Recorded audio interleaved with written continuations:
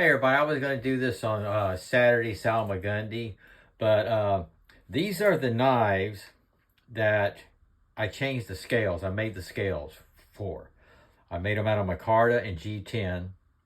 I am no professional by all means. It's a learning experience. They have their flaws.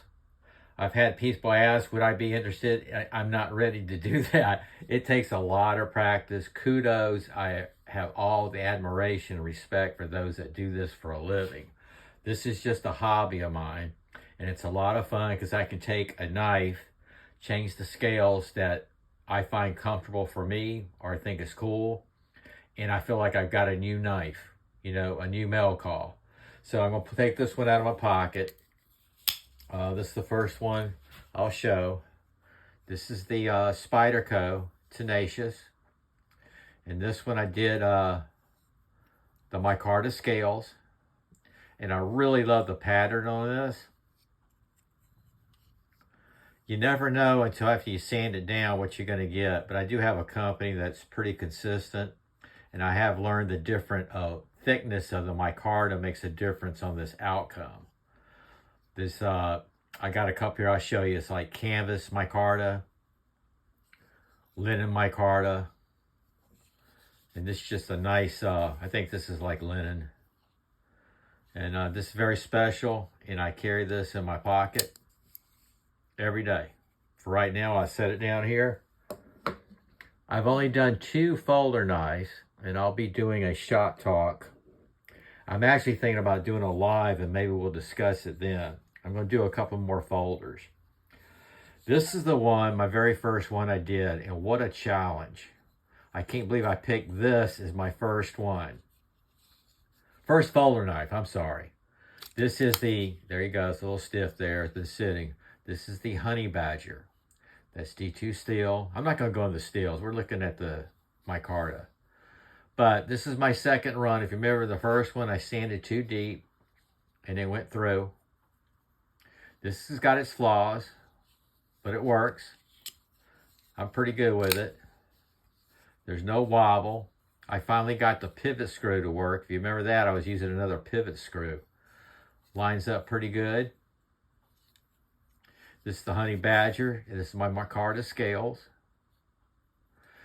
This was the reason why this is so difficult. I just looked through some folders. It's not the only one. Honey Badger is not the only one. These liners in this Honey Badger, you have to carve out the scales so the liners sit inside them. You know what I'm saying? And that is very tedious. I believe this took me, if y'all remember, probably 9 hours total. Yeah, at least 8 or 9 hours total. The folders take longer. It's just a little bit more of a process for them. But yeah, that's my Honey Badger folder. And I am going to do some more folders. Now my first, this is my first successful, this is G10 scales. I'm just really pleased with this. This is the BPS Raven. And check that out. I'm really pleased how that came out. G10 scales are really hard. But with the right tools, when I did this one, I didn't even have the right tools. So it came out really nice. And this is the one that had plastic scales on it. And that's the reason why I changed it. The plastic scales were fine. They're very durable. But I just thought, I'm going to do that in G10. And I put the lanyard on there. So that is really cool. That is my BPS. And that's G10 scales. So I'm not going to go in order now. Here's another BPS knife. This is G10 scales. And this is on the Raven. No, that was the Raven. This is the Savage. Check that out. This pattern here is wild. This is Damascus. This is G10 scale, G10 pattern. I mean G10 scales with the Damascus pattern. And check that out. That focuses in. And this is probably just as good outcome, results. That's what I want to say. This is just as good as results as that one I just showed you, if not better. This came out super, super nice. And check out that's just awesome, that pattern. And I learned something. Every time I do it, I learn something. I'm just going to keep going this way. This is the one I did yesterday. This is the SE3. To see how the G10 changed on that from the Spyderco down here. And this is a little darker. This is a little lighter since I threw it a lot more yesterday after I did my video. Y'all don't see all my throwing. I do a lot of throwing. I really do. A lot. That's why I have to change that board out about every 8 weeks. But this came out pretty nice. I changed it. The original had 3 holes. And had a little design out here that SE does. And I just continued this on down and did my own thing. And I love it. Absolutely love it. Here's why. I took the Ozark $6 knife. This is a great knife, by the way. I just saw it at Walmart. They're up if you want one. $6. Partial serrated. It's very sharp. And check that out. I put my card of scales on that, and it has that pattern I like. And like I said, I never know what the pattern is going to be. If y'all remember, actually, the Honey Badger wasn't my first mess up. The first mess up, I'll go ahead and skip over here, was this one. And really what it was is you get, your slabs come in a package of 2. Of course, you get a pair of them. And I did one, and then I worked on the other one, and then all of a sudden my pattern changed. It blew my mind, all that hard work. This is the SOG Seal FX, partial serrated. And this is that, you can see it's that real canvas micarta. And this is what's been fantastic for me at work. When this gets wet, it's just incredible grip. Oh, I use the heck out of this. It's not pretty, it's functional. But what happened was, this is another scale I had to carve out, because it overlays it on the original scales you'll get with it. It's grouped, it has a jipping down here. So it overlaps and then they connect. So I had to carve this one out. And I went through a lot of work, probably 3 hours, until I realized the pattern was totally different. I could have gone with it, but it was unacceptable. And when I bought the next set of slabs, I was going to use just one. I thought I could only use, only had to cut one. I went ahead and cut them both. I wasn't going to take a chance on it. But that came out really cool. And this is my everyday carry at work, along with my Spyderco. And here we go. This SC Azula. I just did that, remember? I love the pattern. Came out really cool. It matches my, this is my trio right here. That's my trio for work. Yeah, I have a lot of the black. I just like it. I like the tactical. You guys know that. You guys are one that got me in traditional knives. And toward the end on SOG, before they sold, the vice president got me into colors, SOG knife colors. And it was fun. It was a lot of fun. So I did eventually break out of my tactical black out and got into some colors.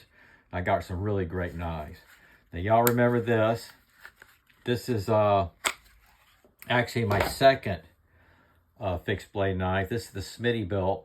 I went all out on this one. This is one, it's not pretty because I used the heck out of it.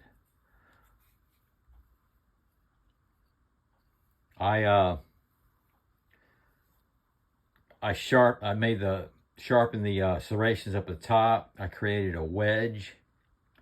It's very sharp. And this was going to be my everyday carry at work. And it's got some weight to it. And the sheath, it wouldn't lock in the sheath. So I was having a problem with that until I got that heating gun. So I'm mentioning the heating gun because when you do these scales on these fixed blade knives, unless you, like this one, I nailed this one. It fit right in. And the other ones, I had to heat the sheath to make it fit. And you can do it. It only takes a second. That's why I wanted to invest in the heating gun. This is the one I put the Scout Carry straps. We're not talking about that though. A little dirty because I threw the hell out of this the other day. It cleans up. That's what I like about micarta. It also cleans up really good with soap and water. Gets really nice and tacky. Now this one fit right in the sheath too, so I didn't have to do anything with that. But yeah, you'll get into a situation where, because you're putting on, unless it's the exact width and everything, and you know, I'm pretty well, you're adding lip, I'm adding lip, I'm experimenting and learning as I go, so things change, you know. So I wanted to show you that. These are all super cool, and why I got you here, I'll let you know. You're probably wondering, what is his favorites? Okay, this is number one. And it's a folder. A folder is a challenge.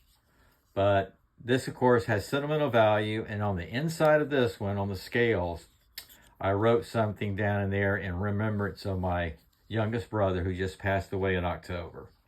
He fought cancer for 7 years. And yeah, that's why I carry this every day.